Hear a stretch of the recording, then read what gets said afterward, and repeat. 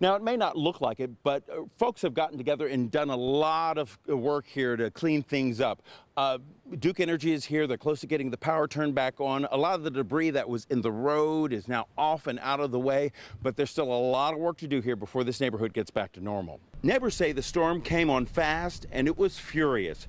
Brian Rockowitz was outside working on his boat when he thought it was going to be blown away. And a tarp blew off my boat that I had working on it, and I glanced over at my neighbor's house, and it literally was like, it looked like a tornado, but it just picked up the whole entire screen room and flung it over the entire house. And when it landed, it went everywhere, breaking into several pieces, taking tree branches and power lines along with it.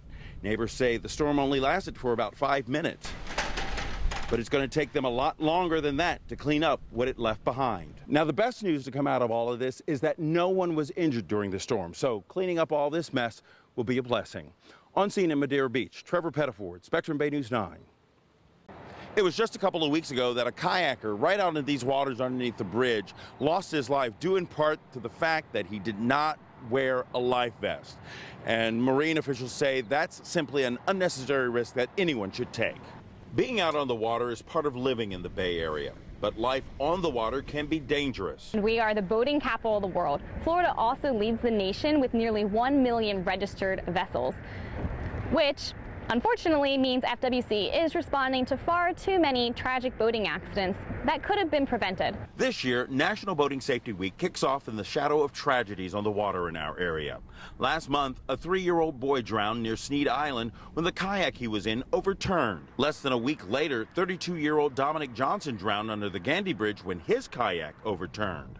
In both cases, neither one was wearing a life vest. I'm glad to see you have it. We recommend wearing it, especially with the current and stuff out here. Which is why FWC officers are double-checking boaters for all their safety equipment. Let's see, 1, 2, 3, 4. You got 4 adult life jackets on board? Yeah, I got 5. All right. The people we watched being pulled over and checked say being in compliance is not an option for them. You never know what's going to happen, and things can change instantaneously. So one minute everything can be perfectly fine, and the next minute somebody can be overboard.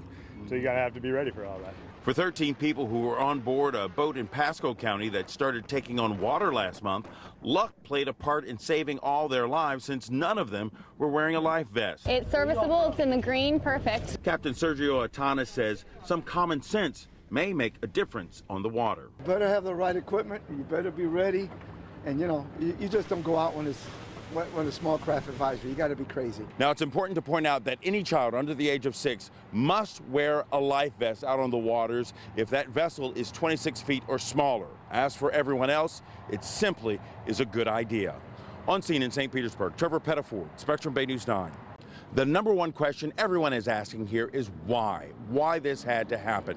Now, investigators continue to collect evidence and talk to witnesses to try to answer that and many other questions surrounding this vicious attack. Fewer than 10 people were on the bus, according to police. They say witnesses saw the driver and the suspect talking when suddenly the driver was stabbed. The bus was able to pull over safely so that the people on the bus were not injured, and I'm not sure exactly how that happened, but we're trying to find that out. But when the bus came to a stop here, police say the suspect jumped off and ran towards I-275.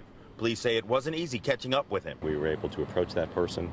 He ran, ended up on the embankment toward the interstate. We again chased him. He ended up on the side of the interstate on the northbound lanes.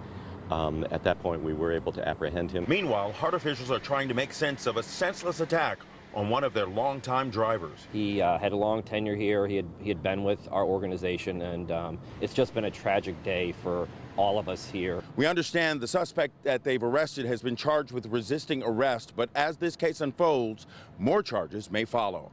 On scene in Tampa, Trevor Pettiford, Spectrum Bay News 9.